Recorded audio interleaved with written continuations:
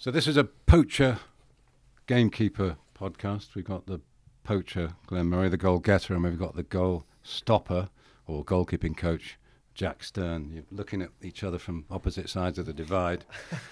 Jack, you're the first team goalkeeping coach here. Big workload, busy days, but you've had a lot of success. Yeah. Well, we've overseen sort of over the last few years, bringing goalkeepers in, moving goalkeepers on, adapting to obviously Roberto's playing style, which was a big thing to do. I think the goalkeepers were ready for that, and I was ready for that. But it's still, the way he works and what he wants and how demanding he is was certainly an adaptation when he first came in. So we like to think we've had some good success. We've tried to do things maybe a little bit differently this year as well. But we can always be better as well, and we're looking towards the future to be stronger all the time. You've tried to build up a strong reservoir of goalkeepers, haven't you? You've tried to create not exactly a line of succession, but strength in depth in that position. Is that right? Yeah, absolutely. Going right down to the academy, what we want to do, and that was kind of true of Rob, and Rob came through the academy, is produce our own goalkeepers as much as possible, and sort of mix that with, if we see the opportunity to bring, what we consider special talent in as well, then we'll do that as well. But we want to be self-sufficient in that area. I think if we want goalkeepers that play with our identity and that care about the club and care about, what we stand for and our culture.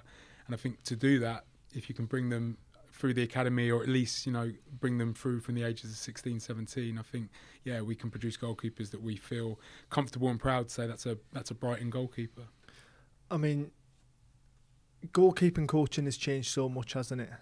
Everyone would just think you worked with the first team keepers and that was your job done, and you went home and that was it. But it is all about that succession planning and getting the right types in early doors and hopefully making it to the stage where they do work with you day in, day out. But you're involved in that process from the start, aren't you? Yeah, and the club's set up in such a great way that there's a recruitment department.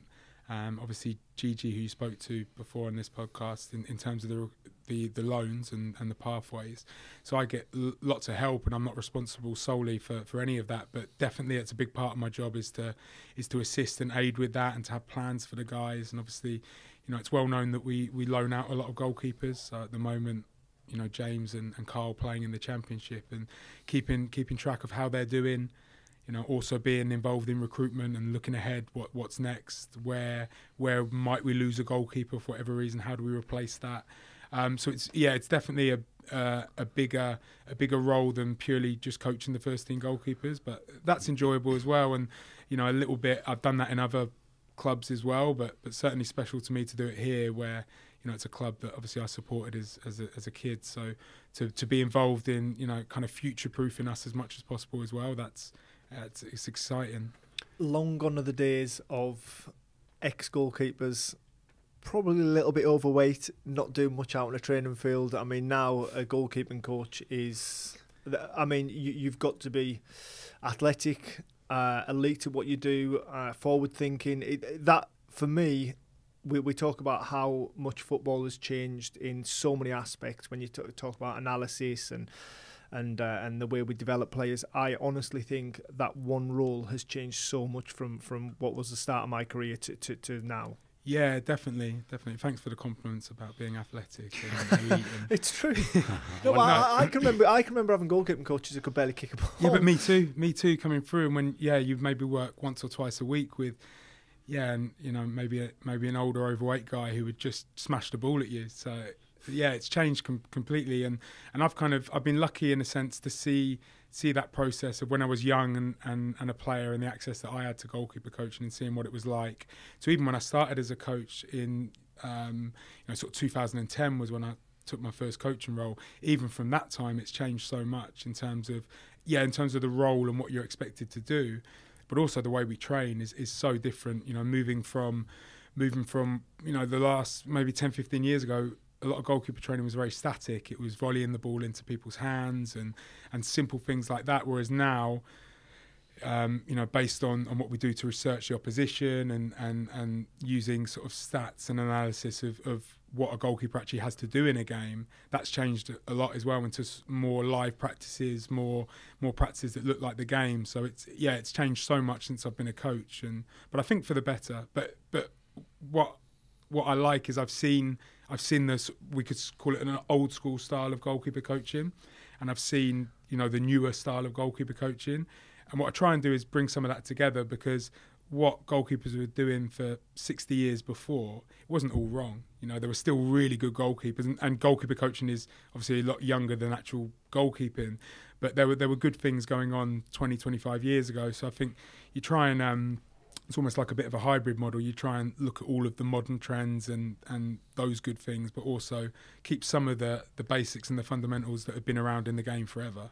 So you can't allow them to get overloaded with the tactical stuff and passing out from the back and seeing the pitch and all the rest of it. You have to keep their minds still focused on keeping the ball out the net, don't you? Yeah, and that's obviously a big challenge here because of the way that Roberto wants us to play, which is the way that we all want to play, and we see the success of it. So managing training and what we prioritise and what we do at certain times, that's a big part of it. So it's a lot of planning. But I think a lot of that comes with having good communication with the outfield coaches. So, you know, with Roberto, with all of his staff, with Andrew Crofts, like we mix. Again, something that would have been more common 10 years ago is a goalkeeper works for 60 minutes on their own, and then they go with the team to maybe do some small-sided games or finishing. Whereas now, we'll sometimes work 20 minutes specifically goalkeeping, and then they'll go into boxes and rondos, possessions, and that's a big part of what we do. And it's really important to have that integration, because those are things that, whilst we do work in possession a lot with the goalkeepers isolated, some of the things that they need to do, like reading cues, reading space, all of that can only really be done when they've got the team in front of them. And so mixing that's really important. And you are one of those new breed of coaches, similar to Mikey Harris, who went into coaching from a much earlier age and have sort of gone down that route and focused on that for a longer period. Yeah. So now at your age, whereas a lot of goalkeepers could just be stepping in, you've got so much more experience. Yeah, definitely. And it's something that I was aware of from a young age. So obviously my dream when I was young was to be a goalkeeper, be a professional goalkeeper. And I had enough sort of sense around me and enough good people around me to realise that by the age of 19, 20, I knew that was probably not going to be a route for me. I wasn't good enough, but I knew that I wanted to stay in the game. So early on, was able to recognise, well, how can I stay in and not just stay in the game? I wanted to reach the top. You know, I wanted to be the best I could be, like so many people do, and I had to sort of study how can I do that. And goalkeeper coaching was still quite in its infancy.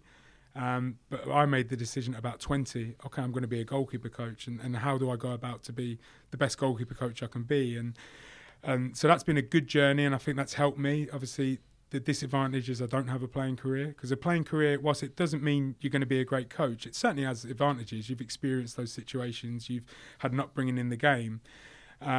But I guess, it's enabled me to get ahead at my age. And, it's something that people often talk about, because when I was in MLS, I was the youngest first-team goalkeeper coach there, now the youngest first-team goalkeeper coach in the Premier League. And I don't feel young, because I've done 15 years of coaching, but my coaching age is a lot older than my actual age. So, it's definitely something that I'm proud to be where I am now at 36. So it's helped going into coaching early and going through a real process. We should talk a bit about that, because you have been around the block and you've worked your way up to this job, haven't you? You were at West Brom, you were in Montreal and Cincinnati, and then back to Brighton. So when you go abroad like that, it's a gamble, isn't it? You know, you could be forgotten about here, certainly, and it might not work out for you there. Did it feel like a gamble to go to the States or to Canada? Yeah, I mean, it did. It did. Certainly the people around me at West Brom thought that I was a bit crazy at the time, because I had a very stable job in the academy there, and there was potentially a really good pathway there, for my coaching. The academy manager at the time, who I still speak to today, he was like, what are you doing? Why are you going to an MLS club when you're here at a Premier League club at the time in the academy? It's all set out for you. But I think you've got to take risks as well. And once the opportunity came to go to Montreal, and kind of set things up there as well. At West Brom, it was a fantastic academy that's produced lots of players. The current West Brom first choice goalkeeper was from the academy at the time that I was there. It's like it's a really good academy, but going to an MLS academy that was very young, you have the opportunity to create something and to set something up. So for me, that was, I just thought, let's do it. When you get an opportunity, sometimes it might not even feel like the exact right time. You think, oh, maybe one more year here, but you've got to. And I've always lived my life in that way. When an opportunity comes, you got to take it, and you've got to make that decision quite quickly, and then just go all in. That wasn't your first time over the water, was it? No, it wasn't. It wasn't. Talking about meeting my wife or going to college there? Going to college there. Okay. Yeah, but it sort of, for someone that's never been out there, I think you'd have a very different perspective on it to someone that's actually been there. Yeah. And spent, not just on holiday, obviously spent a lot of time there and understand their structure and how they work. Yeah, that definitely helped, and I could see. So obviously, I went to college on a scholarship to play in the States, in South Carolina, and that already gave me an insight into how soccer worked in North America and the facilities that they had and the excitement around the sport at that time. It was a similar potential. The potential, exactly. That was a similar time to when, just a few years before, David Beckham had gone there. So it was becoming, a big thing. And again, the chance to step in, to come out of my comfort zone, to push myself as a coach, have new experiences. And you've used the word, and I use it there as well, create something, be part of creating something. Was that every step that I've made in my career, I've always wanted to, can I make a difference here? Can I create something? Or if I can't create something, can I help this on in a new or better direction? They don't sing it, but they could. Jack Stern is one of our own. I mean, you're a Sussex man from Heathfield. You went to games at the Goldstone Ground, and you were a season ticket holder at the Withdean. You even ran on the pitch, didn't you? I did, to celebrate with Ben Roberts.